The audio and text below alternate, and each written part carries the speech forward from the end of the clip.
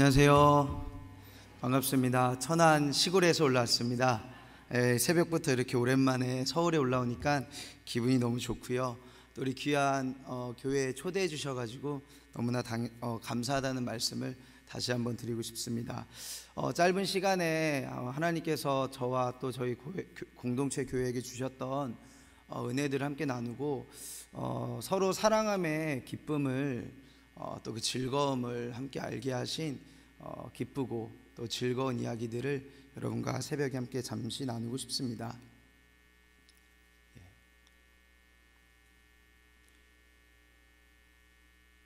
이거 혹시 넘어가고 있나요? 네, 감사합니다. 먼저 잠깐 가족 소개를 좀 하려고 합니다. 저희 가정은 5명이고요. 첫째는 올해 중학교 2학년이 되었습니다. 중학교 2학년이 되었고, 둘째는 6학년, 셋째는 이제 늦둥이가 생겼어요. 그래서 지금 이제 올해 5살이 됐고요. 그래서 오랜만에 육아를 하느라고 정신없이 살고 있고, 아내는 1명입니다. 여러분, 이 사진을 보면 어떤 생각들이 드세요? 저는 예전에 교회라고 했을 때 이런 건물을 좀 생각하게 되었습니다. 그러다가 성경을 보다가 이 말씀을 한 구절 보게 되었습니다.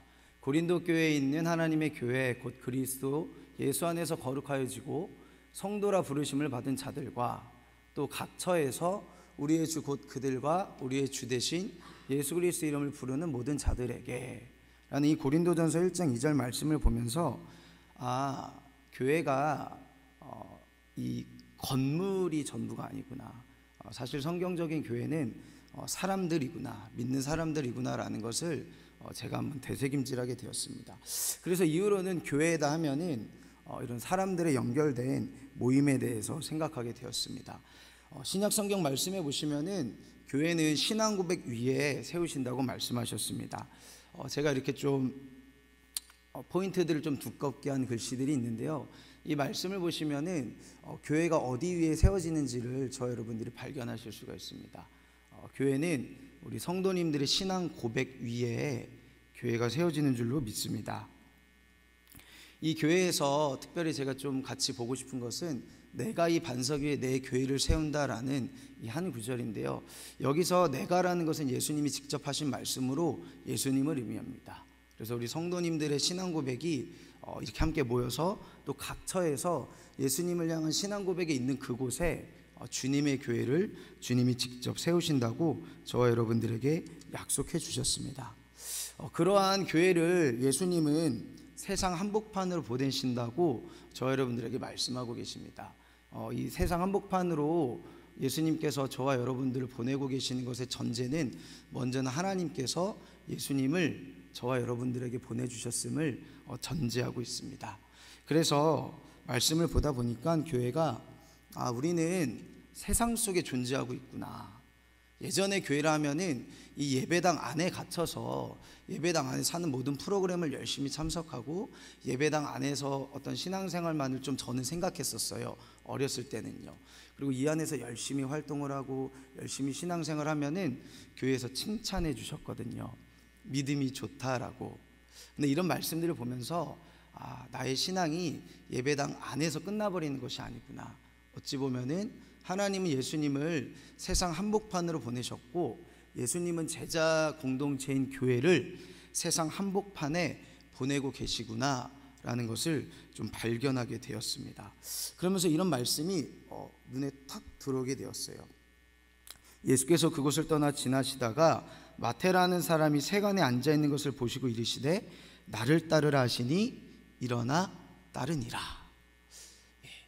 저는 여기서 세관이라는 단어가 눈에 좀 들어오기 시작했어요.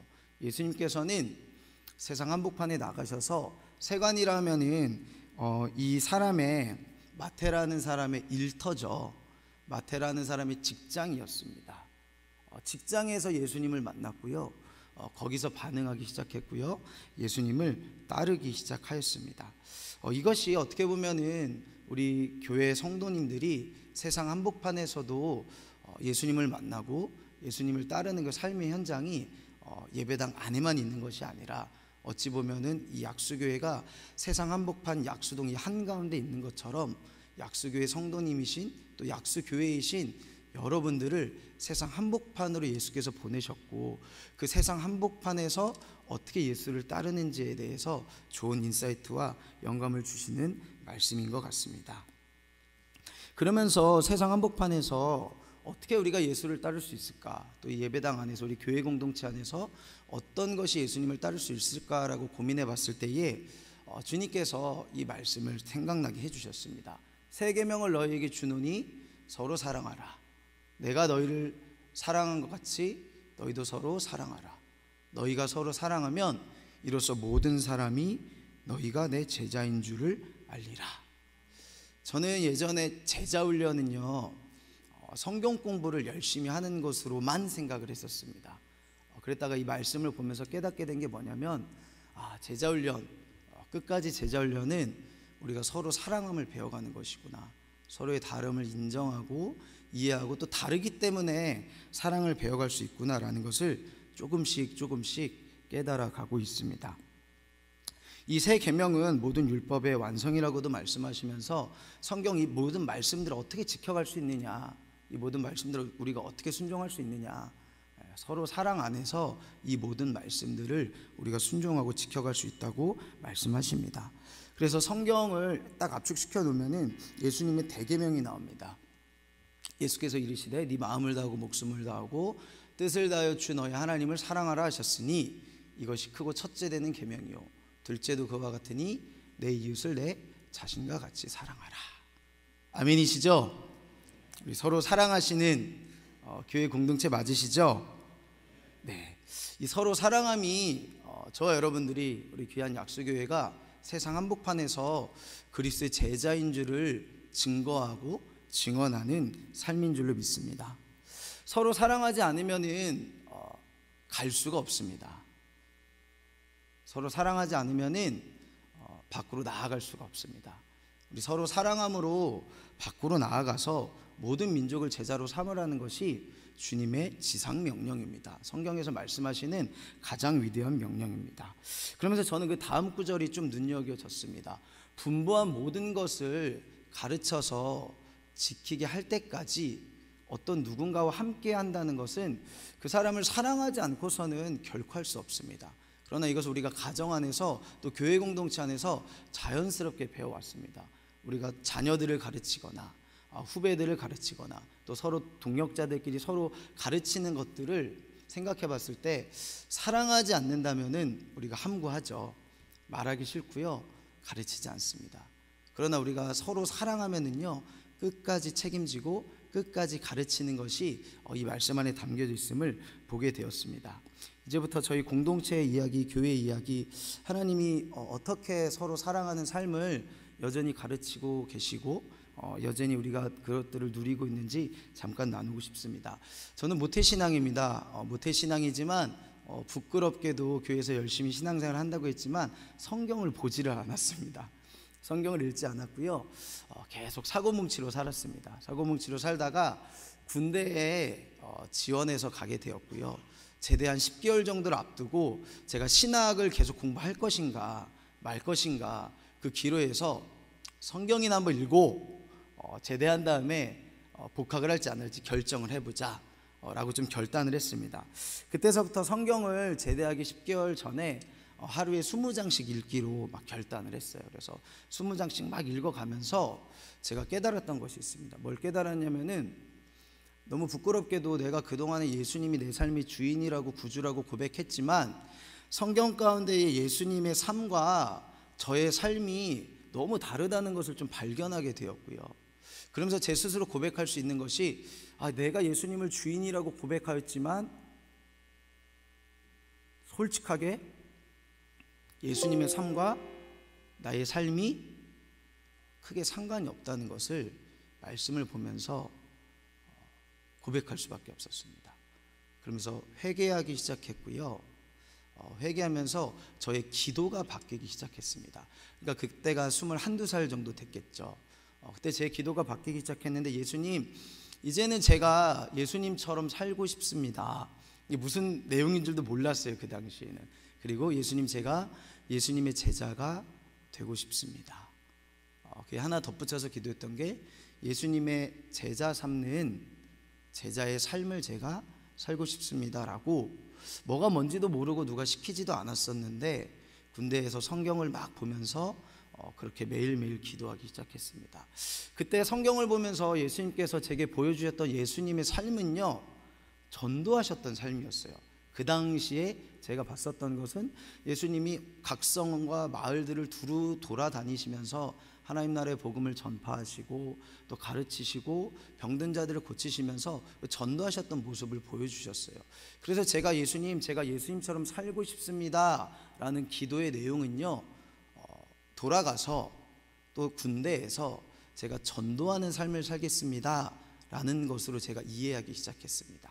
그래서 성경을 열심히 읽고 제대를 해가지고요, 다시 대학에 복학을 했습니다. 다행히 그 신학교를 때려치지 않았고요.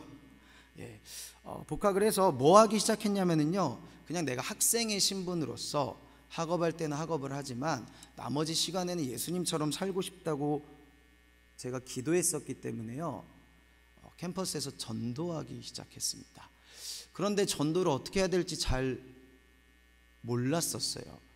왜냐하면 그동안에는 친구 초청잔치 같은 걸 해가지고 교회 친구들을 초대하는 것만 했었다가 집에서 조금 거리가 떨어진 대학 캠퍼스에서 복음을 전하려고 하니까 어떻게 전해야 될지 잘 모르겠더라고요.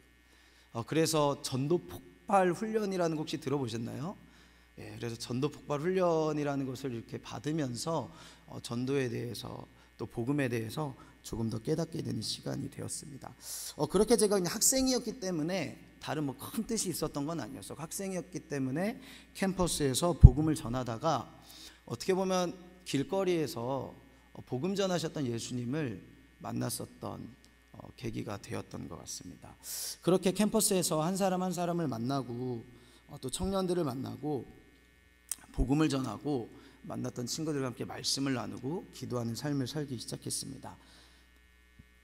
약 15, 16년 전 사진입니다. 같이 이렇게 말씀을 준비하면서 찾아봤는데요, 뭐가 뭔지도 모르고 막 돗자리 깔고 밤을 새워서 기도하기 시작했고요, 또 다른 청년들에게 너네 친구들 함께 학교로 와가지고 놀면서 같이 전도하자라고 하면서 열심히 전도했었던 사진들입니다.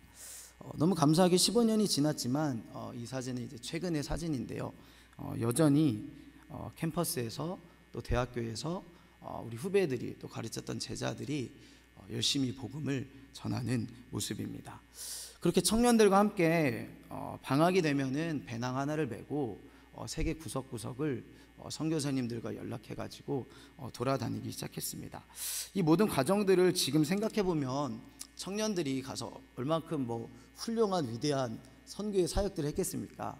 아이들 만나고 안아주고 선교사님 또 필요한 거 있으면 막 라면 같은 거 싸가지고 가서 나눠드리고, 그리고 함께 기도하고 그 나라의 음식들을 먹고 그 나라의 문화를 경험했었던 이 모든 과정들을 생각해 보면은요, 하나님께서 우리가 어떻게 서로 사랑해야 되는지를, 서로 다름이 어떻게 그리스도 안에 하나되어져 가는지를 계속해서 끊임없이 가르쳐 주셨던 시간들임을 그 당시에는 열심히 사역 이야기했었는데 돌아보니 사랑이었다라는 것을 깨닫게 해주시고 가르쳐 주고 계셨습니다.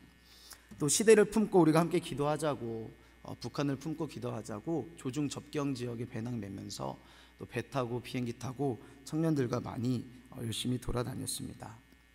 그런 시간들을 함께 청년 대학생들과 함께 나누고자 다양한 수련회 캠프들을 준비해 가지고요, 또 열심히 준비하고 있었습니다. 그러는 과정 가운데 하나님께서 어느 날 제게 감동을 주셨습니다. 너 나처럼 살고 싶다고 하지 않았냐? 네 주님, 제가 주님처럼 살고 싶습니다. 그때 이렇게 제가 어느 날 패스트푸드점에서 성경을 보고 있었습니다. 그때 예수님께서 12제자를 부르셨던 본문이 있었는데요, 그때 제가 그렇게 기도했습니다. 하나님, 제가 수천 명의 목회를 구하지 않을게요.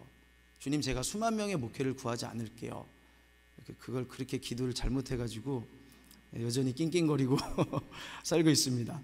그때 그렇게 기도하고 제가 뭘 구했냐면, 하나님, 주님의 12명의 제자를 제게 붙여주시면 제가 12명의 청년들과 함께 또 대학에 또 젊은이들에게 헌신하여서 살겠습니다 라고 어느 날 패스트푸드점에서 말씀보다 그렇게 기도했는데, 어느 시점에 하나님께서 제게 그런 감동을 주셨던 거예요. 너 내가 어떻게 산 줄 아니?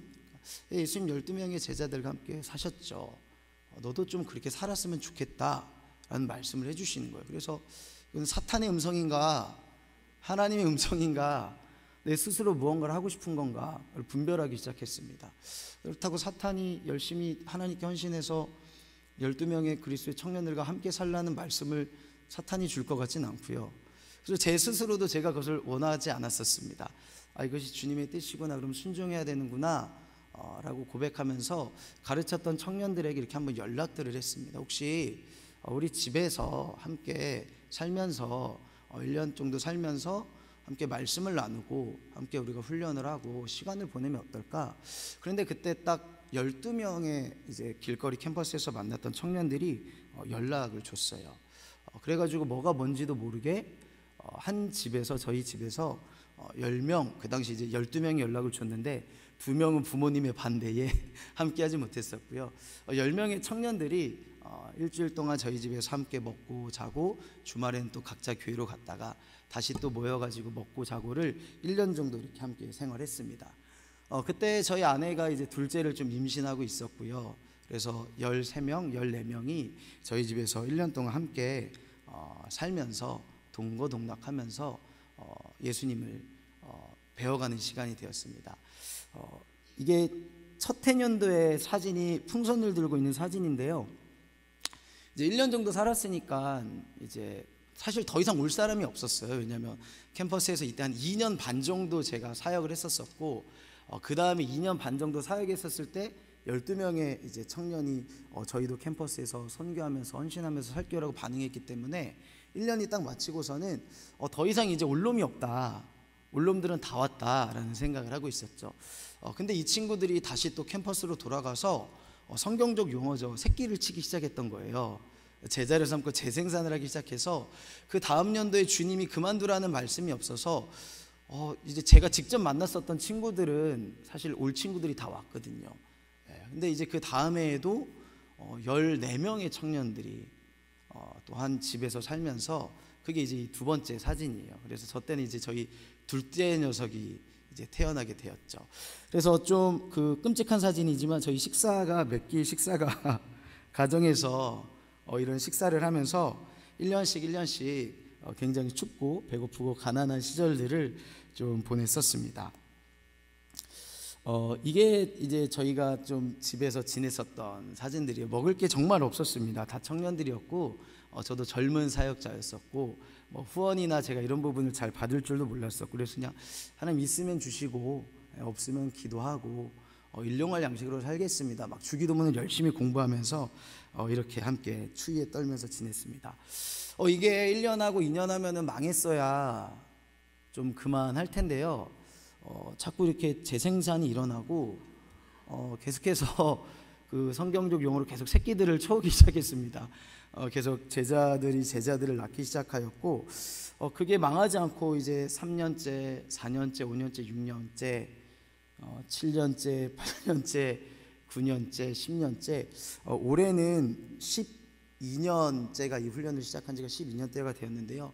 올해도 함께 청년들과 이 시간들을 보내고 있습니다. 이 친구들이 또 이제 각자 다시 캠퍼스로 돌아가고 하면서 본인들이 어차피 뭐 자취라든지 기숙사에 살든지 청년들 대학생들이 문화가 그렇지 않습니까? 자기들끼리 이제 모여서 각 지역별로 흩어져서 이렇게 공동체 하우스를 만들고 살기 시작했습니다. 이 사진은 코로나 시절을 보내면서 잠깐 이 만남이 풀렸을 때 캠퍼스로는 못 가니까 집으로 초대해 가지고 복음을 전하고 함께 식탁을 누렸던 그러한 사진들입니다. 이게 그래서 어떻게 자연스럽게 보다 보니까 서울 경기권에도 이렇게 좀 이런 공간들이 만들어지고 학생들이 생기기 시작했고, 이 사진이 이제 제가 천안에 있는데 또 천안에서 이렇게 싱글 공동체들이 이런 시간들을 보내면서 첫 번째 사진은 이제 사회 초년생이, 저희가 계속 이런 삶을 살다 보니까 사회 초년생이 어린이집에 이제 입사를 하게 됐는데요. 어린이집 원장님을 막 집으로 초대해가지고 되게 쉽지 않잖아요. 믿음의 강단이 대단하더라고요. 자매들이 사는 집에 초대를 해가지고 원장님 막 꽃도 사놓고 식사도 준비하고 복음을 전하고 원장님이 감동을 받으셔서 그 다음 주 고기 사주면서 회식했다고 하더라고요. 청년들이 그냥 이런 삶을 함께 살기 시작했습니다. 이 삶을 계속해서 함께 유지할 수 있었던 것은 하나님이 끊임없이 그냥 이 시간들을 보내며 서로 사랑하는 법들을 가르쳐 주셨어요. 그래서 서로 사랑하는 에너지들이 그 안에서 나오기 시작하다 보니까요, 물론 그 안에요 울고 불고 싸우고 지지고 사귀고 헤어지고 얘랑 사귀고 쟤랑 사귀고 막 5만 가지 에피소드는요 한 2만 가지 정도가 되는 것 같아요. 10년이 지나면서. 그럼에도 불구하고 결국 그 안에서 계속 가르치셨던 것은 교회가 무엇이냐, 서로 사랑하는 공동체이다. 너희가 서로 사랑하는 것이 제자 훈련이다. 너희가 서로 사랑하는 삶을 살면은 세상 한복판에서 너희가 내 제자인 줄 알 것이다 라는 그러한 말씀들을 계속해서 끊임없이 가르쳐 주셨습니다. 이게 사실은 풋살하는 모임이요, 풋살은요 5대5나 4대4 정도인데 그냥 풋살할 때도 친구들을 막 초청해가지고 20명씩 모여가지고 10명은 대기하면서 계속 이야기하고 수다 떨고 끝나면은 다시 그 하우스로 데려가서 밥들을 열심히 먹었습니다. 이런 시간들이 이제 10여 년 이렇게 흘러가다 보니까 가르쳤던 청년들이 결혼들을 이 안에서 연애를 하기 시작했고요, 결혼들을 하기 시작했어요. 그래서 이게 다 다른 사진들인데 제가 30대 때 그래서 본의 아니게 30대 때서부터 주례를 막 좀 계속 보기 시작했어요. 자세히 보시면 다 다른 커플들입니다. 예. 올해도 한 5커플이 저희 안에서 결혼을 해요. 이제 결혼을 준비하면서 보다 보니까 저도 마찬가지였었고, 뭐가 제일 이 청년들을 섬길 때 큰 문제였었냐면은 바로 이 집의 문제였습니다. 토지의 문제였고 부동산의 문제였습니다. 경실련에서 조사했던 건데요, 지난 4년간 서울의 아파트 값이 2배가 되었고요, 소득을 한 푼도 쓰지 않고 아파트를 구입하려면 예전에는 14년 정도가 걸렸답니다. 근데 이제는 25년으로 늘어났다고 해요. 2017년에는 한 평에 2,061만 원이었다고 해요. 서울 땅에 되게 비싸죠. 근데 2021년에는 약 4천만 원 정도 한 평이 되었다고 합니다. 그러니까 아파트값 상승액이 소득 상승액의 192배니까요. 좀 죄송한 말씀이지만 이제는 청년 세대들은요, 우리 부모님 세대보다 아무리 열심히 노력을 하고 무엇을 하더라도 가난한 세대가 되었다라고 이야기를 해요. 이런 현실 속에서 이제 이것들을 마주하기 시작하면서 고민하기 시작했어요. 이러한 사회적인 문제들 가운데 교회는, 또 우리는 어떻게 이걸 복음으로 응답할 수 있을까, 복음으로 대답할 수 있을까 라는 것들을 같이 고민하기 시작하면서 서로 좀 공부하기 시작했습니다. 그때 또 알게 된 되게 충격적인 것이 이게 우리나라거든요. 상위 1%가 우리나라 토지의 46%를 가지고 있다고 해요. 상위 5%가 우리나라 땅의 70%를 가지고 있고요, 상위 10%가 84%의 토지를 보유하고 있다고 합니다. 굉장히 저도 조사하면서 충격적이었습니다.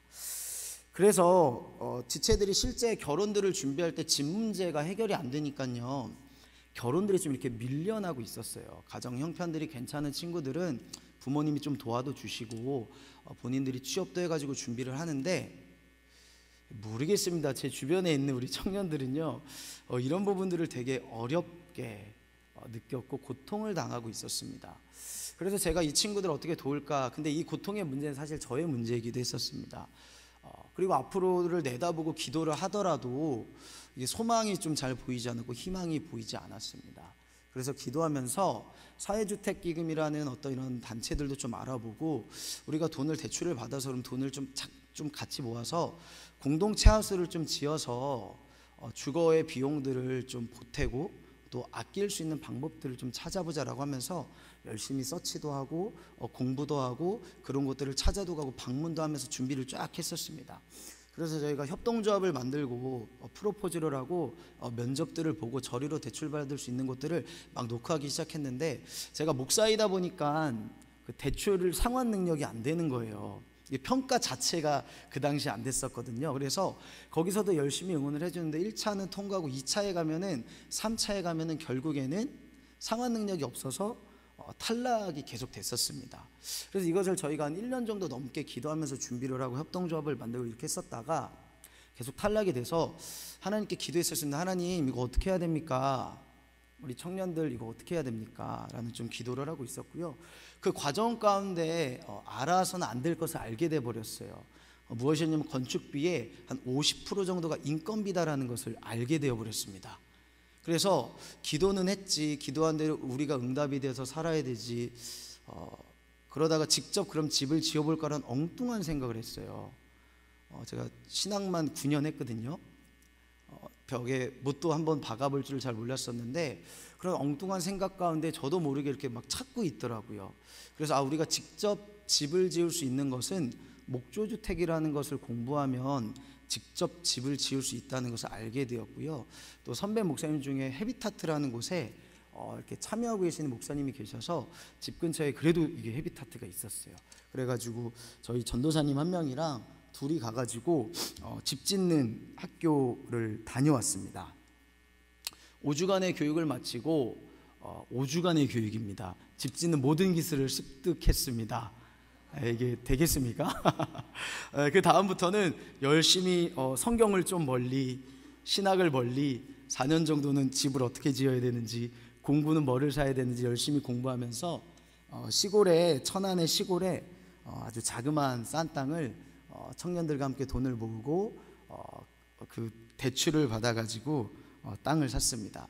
그때부터 청년들의 자신들의 이 전세금이죠, 막 1,000만 원 이렇게 있는 것들을 좀 같이 모아서 그걸로 자재를 샀습니다. 그리고 청년들은 임시로 잠깐 부부들이 좀 거주하기 시작했고요. 그러니까 이제 발등에 막 불이 떨어진 거죠. 그래가지고 열심히 청년들과 몸을 때우면서 전기공사 빼고는 모든 시공을 직접 책을 찾아보고 카페를 들락날락거리고 유튜브를 열심히 보면서 집을 청년들과 함께 지어가기 시작했습니다. 많이 울었습니다. 많이 울었고, 이 시간들을 통해서 북미식이죠, 목조주택은 북미식 목조주택을 함께 한 4개월 정도에 걸쳐서 4가구가 들어갈 수 있는 시골에, 정말 시골입니다, 집을 지어서 지금은 이 집에서 한 3명의 아이가 이제 태어나기 시작했습니다. 그러다 보니까 있는 모든 재정을 여기다가 다 갖다가 쏟아 부어버리니까 저는 예배당이 없었습니다. 15년 동안 예배당이 없었다가 우리 그래도 예배 공간은 하나만 좀 있었으면 좋겠다. 그래가지고 이 중간중간에 방들을 띄워놓고 공유 공간을 좀 만들었습니다. 주방, 공유 주방도 만들고, 그래서 저희가 여기 예배당이었습니다. 11평짜리 예배당에서 열심히 예배를 드렸고, 마당에 화롯대를 만들어 놓고 이것도 주변의 청년대학생들을 이 시골로 또 픽업해가지고 데리고 와가지고 같이 고기 꺼먹고 마시멜로 구워먹고 복음을 전하는 장면입니다. 한 명 한 명 시간이 코로나 시절을 지나면서 이제 아이들이 생기기 시작했고요. 저희가 자립하고 또 스스로 아이들을 먹고 기르기 위하여서 당연히 이제 창업에 대해서 또 취업에 대해서 이제 그런 시기를 만나게 되었습니다. 근데 저희 이 공동체 교회 안에 그 정서적으로나 정신적으로나 아픈 친구들이 좀 많았습니다. 여러분도 아시겠지만 이제는 뭐 공황장애라든지 대인기피증이라든지 조울증이라든지 이제 이런 병명들이 정신의학과에 많이 이렇게 좀 가게 되면서 많이 진단을 받기 시작하니까 이게 굉장히 자연스러워졌으면서도 사실 이 친구들이 사회에서 생활을 한다거나 어떻게 보면 또 교회 안에서 적응을 한다거나 가정 안에서 건강하게 좀 살아가지 못하는 친구들이 또 주변에 있기 시작했고 함께 하고 있었습니다. 제가 보니까 잘난 친구들은 다 알아서 잘 살고 가는 것 같고요, 좀 연약하고 힘든 친구들이 여전히 같이 붙어 있는 것 같습니다. 그런 청년들을 위해서 함께 좀 똘똘한 친구들과 함께 우리 그럼 창업을 하자, 일자리를 하나라도 만들어서 그 친구들 같이 좀 함께 하고 먹고 살 수 있는 기회들, 사회 속에서 생활할 수 있는 기회들 좀 만들어내면 좋겠다라는 것들을 함께 합의하기 시작했고요. 가장 먼저는 한 2년 전에 그래서 어린이집 하나를 저희가 인수했습니다. 완전히 망해가는 어린이집이었고요. 아이가 워낙 한 2명 정도 남아 있었습니다. 걱정하지 마라, 우리가 애를 낳아서 다 보내줄게. 원아버지면 걱정하지 말고 내수를 돌릴 터이니 걱정하지 마라. 그래서 한 2년 반 정도 됐는데 지금 한 19명 정도 내수로 다 돌렸습니다. 그래서 저희 이 선수하는 청년들이 아까 첫 사진에 풍선 들고 있었던 다 그 자매들이에요. 너무 감사하게 15년이 지났지만 거의 그 멤버십들이 계속해서 꾸준하게 함께 동역하고 있고, 그것을 제가 이렇게 옆에서 봤을 때는 지지고 볶고 싸우지만 서로 사랑함을 주께서 계속해서 가르쳐 주셨던 열매라고 생각이 되어집니다. 그래서 사회적 협동조합 어린이집을 만들고 아이들, 지역 주민들과 함께 만나기 시작했습니다. 보니까 저희가 시골 지역에 있다 보니까 다문화 가정 아이들이, 남아있는 아이들은 거의 다 다문화 가정 아이들이었어요. 괜찮은 한국 가정들은 이 어린이집을 다 떠났고요. 그래서 자연스럽게 2명, 3명 남아있었던 다문화 가정의 아이들과 또 저희 아이들, 또 6명, 7명의 저희 자매 선생님들이 함께 세상 한복판에서 또 지역사회 가운데에 복음을 함께 나누고 아이들을 돌보고 사랑의 공동체로 어린이집을 하나를 운영하게 되었고요. 그 과정 가운데에 7평짜리 이제 카페도 창업하게 되었습니다. 코로나 때 그 보기 좋게 망했고요. 그럼에도 포기하지 않고 또 다른 후배들이, 그 선배들이 그렇게 열심히 창업하고 노력하고 도전하는 모습들을 보면서 그 지자체 어떤 지원 사업들을 저희가 돈이 없다 보니까 계속 따기 시작했어요. 그래서 이제는 뭐 거의 반 선수가 되었습니다. 그래서 잘 따옵니다. 막 2천만 원짜리, 3천만 원짜리 이런 거 따가지고 교육받고, 필요에 따라서 이런 시간들이 계속 지속되면서 저희 중에 인스타 팔로워 한 10,000명 정도 되는 자매가 있었어요. 본인도 좀 도전을 받더니 목사님, 저도 함께 좀 창업을 해보고 이 수익들로 선교하는 데 좀 쓰고 싶어요 라고 하면서 리아레터라는 기독교 굿즈 사업을 또 본인이 창업하게 되었습니다. 사실 이 친구도 좀 아픈 친구예요. 아픈 친구여서 본인이 대학을 졸업할 수 있을까, 본인이 사회생활을 할 수 있을까, 본인이 결혼생활을 할 수 있을까, 픽하면 쓰러져 버리고 막 울고, 그렇게 해서 학교도 생활도 잘 못했었던 친구 자매였었는데 너무 감사한 거죠. 공동체에서 같이 이렇게 신앙 안에서 교제하고 서로 사랑함을 통하여서 지금은 결혼도 하게 됐고요, 또 사업도 하게 됐고요, 사모님이 되어버렸습니다. 너무 감사하죠. 그래서 이런 굿즈 사업들도 함께 교회 공동체 안에서 하고 있고요. 저희가 이제 목조주택 건축 사업을 이제 비즈니스화 시켜서 계속해서 노력하고 노크하면서 제가 단독주택 건축업을 갖고 있습니다. 그래서 그래서 목사이면서 또 함께 사업들을 꾸려가고 있고요. 그러다 보니까 이제 친구 목사님들, 또 선후배 목사님들 교회 개척하시면 가서 좀 같이 동역하고 또 용돈들 벌이 정도 하면서 받고, 그렇게 지금 이 사업을 통하여서 한 6명 정도가 이렇게 좀 생활할 수 있고 지금 이렇게 되었고요. 어린이집을 통해서는 한 7명 정도의 자매들에게 인건비를 주고 일자리를 만들고, 또 내수로 돌리다 보니까 그냥 저희 아이들 또 같이 밥 먹이고 다 엄마들이에요. 그러니까 그런 구조들을 만들어낼 수 있었던 게 너무 감사한 거죠. 저희가 이 기술을 가지고 세상 한복판으로 들어갔던 거예요. 세상 한복판으로 들어가서 사진 맨 밑에 사진 보시면은 저기 스님들과 함께 기도하고 있는 사진이 있어요. 저희가 우연치 않게 그 베트남 불교가 우리나라에 들어와 있더라고요. 거기에 쉼터를 좀 지어줄 수 있느냐는 제안을 받게 되었고 저희가 승낙을 했습니다. 그래서 저희는 계속 한 달 반 정도 찬양을 틀어놓고 저쪽에서 열심히 쉼터를 만들고요, 밑에서는 목탁 두드리는 소리와 베트남 스님들의 기도가 함께 콜라보를 이루면서 주님 기도하면서 세상 한복판에서 선교가 무슨 의미입니까? 그래서 식사를 또 가면은 저희 돈을 안 들어요. 또 이 스님들이 공짜로 밥을 주시더라고요. 그래서 가끔은 야, 우리 돈 아끼기 위해서 스님들과 함께 교제하고, 언제 우리가 스님들과 함께 대화 나누고 언제 스님들을 위해서 우리가 기도했겠냐라고 하면서 한 달 반 정도는 계속해서 이 스님들과 교제했었고요. 이 옆에 또 사진들을 보면 최근에 동해에서 산불이 많이 났지 않았습니까? 그것들 이제 저희가 또 입찰업체로 들어가서 한 15채 정도 집 지어가지고 동해로 이동식 주택을 좀 보냈었습니다. 이 사진도 보시면은 저희가 이 기술을 가지고 세서 한복판에 가서 산불 피해 입으신 분들을 좀 도와드렸어요. 함께 집을 짓기 시작했고, 저 가운데 여자아이가 한 1년 반 정도를 5.5평짜리 컨테이너에서 불이 나가지고 집이 다 없어져가지고 아빠랑 할머니랑 둘이 살고 있었습니다. 그래서 이제 집을 짓기 시작할 때 저희가 늘 기도하고 집을 짓고 늘 기도하고 마치는데, 이 친구가 1년 반 만에 자기 집이 생기니까 너무 기뻐서 초등학교 6학년이었어요.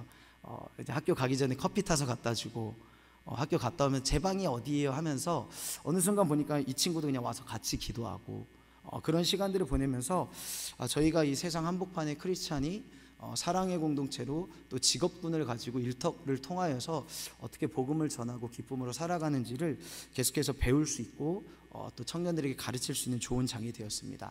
천안 시골에서 왔습니다. 시골에서 왔다 보니까 저희가 입장에서 왔는데요, 입장 면인데 한 8,000명 정도 7,000명 정도 사는데 햄버거 집이 하나도 없어요. 롯데리아 포함 아예 패스트푸드 포함 햄버거 집이 하나도 없어서, 저도 아이들 햄버거를 먹이러 갈 거면은 한 20-30분 정도를 차를 타고 나가야 돼요. 그러니까 햄버거 한번 먹으러 가려면 2시간 걸립니다. 그래가지고 배달도 안 돼서 고통 가운데 한 3-4년 정도를 살다가 이 지역의 필요가 뭘까를 보기 시작했습니다.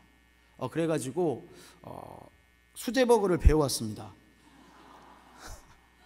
수제버거를 아는 목사님이 이주민 사역을 하시는 분이 계신데, 그분도 그 이주민 청년대학생들을 섬기려고 이제 버거집을 차리시고 그들과 함께 이렇게 하실 때 저희 이야기를 듣고, 목사님 여기 버거집 하면 된다고, 본인이 레시피랑 다 줄 테니까 하라고.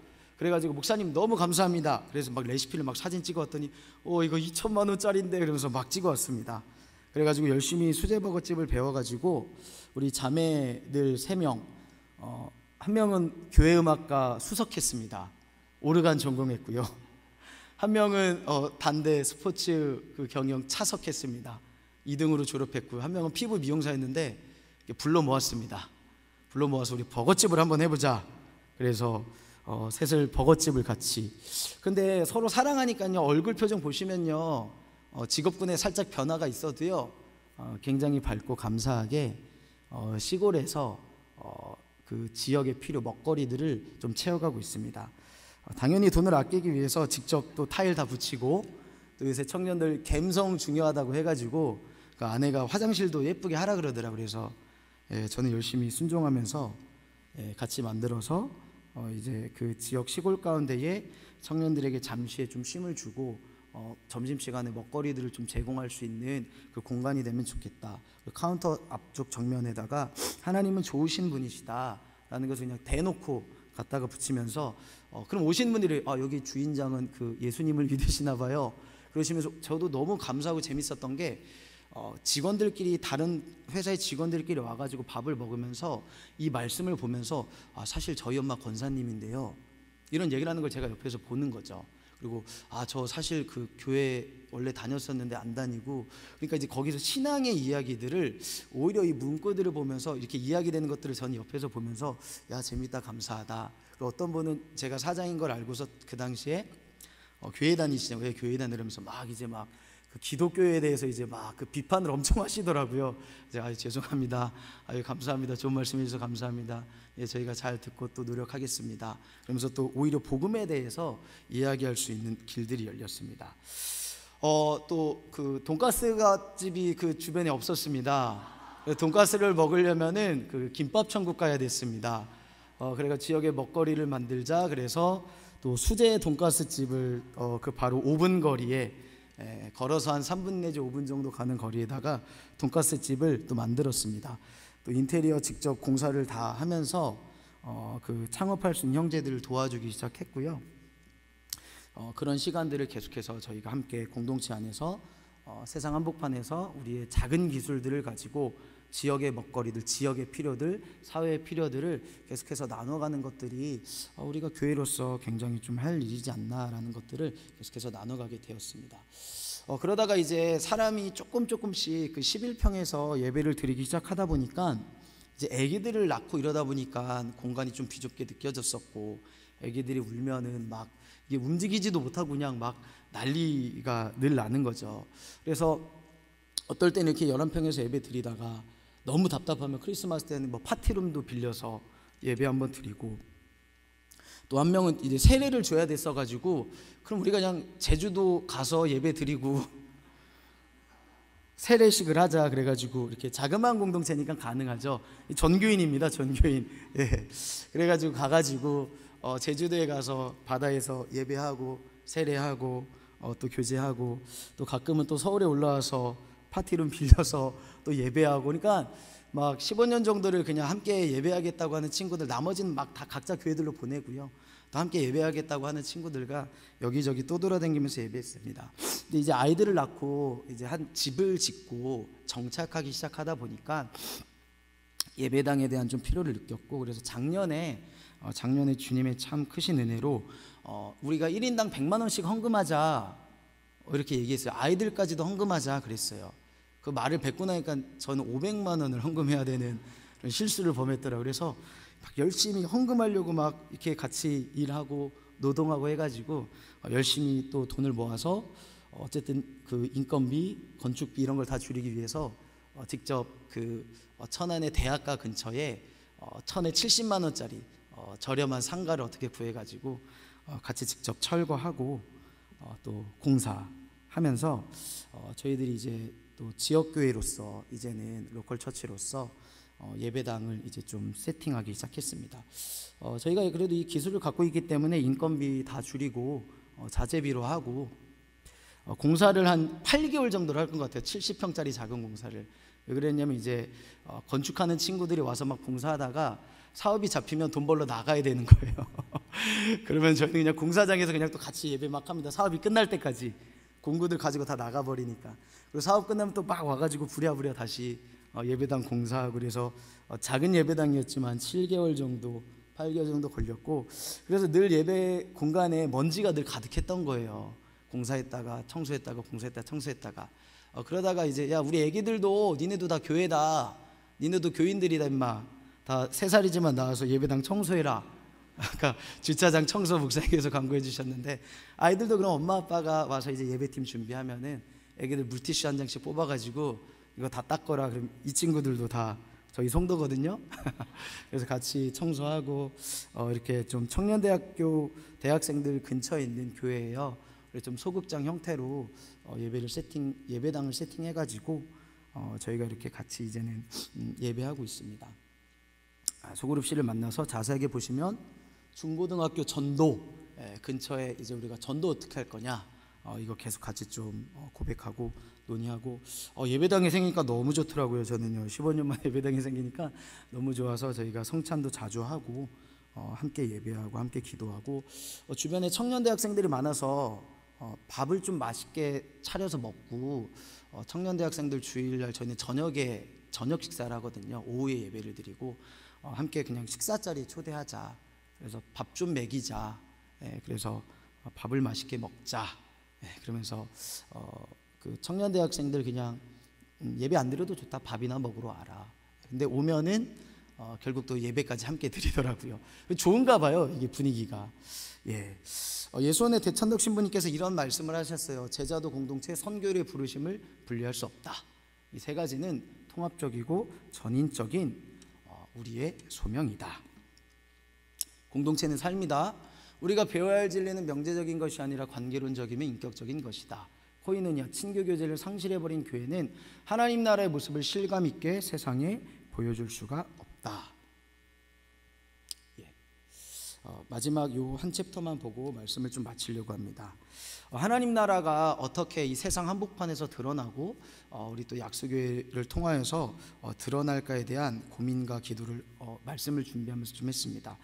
제자들을 실천하는 이 공동체로서의 교회, 우리가 그리스도 안에서 한 몸이지 않습니까? 이것이 바로 하나님 나라가 임하는 통로가 되고, 하나님 나라를 사는 삶의 방식, 라이프 스타일이 하나님 나라의 아름다움과 그리스도의 한 몸됨을 실제로 보여주는 하나님 나라의 가시적 실제이다 라고 이야기하고 있습니다. 저는 그래서 우리 귀한 성도님들의 삶과 서로 사랑하는 이 교회 공동체를 통하여서 이 약수동 한복판에 하나님께서 귀한 교회를 세워주시지 않았습니까? 그 목적과 그 목표가 있을 것입니다. 그것을 귀하고 아름답게 서로 사랑함으로 약수동 한복판에 그리스도의 이 사랑의 공동체를, 하나님 나라의 공동체를, 교회됨을 우리 귀한 교회를 통하여서 이 지역 가운데 또 세상 구석구석 가운데 열방 가운데 흘러가게 되시기를 주님의 이름으로 축복합니다. 제가 잠깐 기도하고 내려가겠습니다. 하나님 감사합니다. 주님의 핏값으로 세우신 또 우리 믿음의 선배들, 우리 어른들께서 너무나도 헌신하셨고 함께 이 교회를 지켜오셨고 세우신 이 교회 가운데에 주님 서로 사랑의 이 새 계명, 우리에게 주시는 하나의 계명을 붙잡고 마음껏 사랑하며 그 사랑의 기쁨을 마음껏 누리며 그 기쁨이 세상 한복판 가운데에 이 약수동 지역 가운데에 열방 가운데 흘러들어갈 수 있는 귀한 교회 공동체, 주님이 주인 되시는 공동체 되기를 간절히 기도합니다. 예수님의 이름으로 기도했습니다. 아멘. 감사합니다.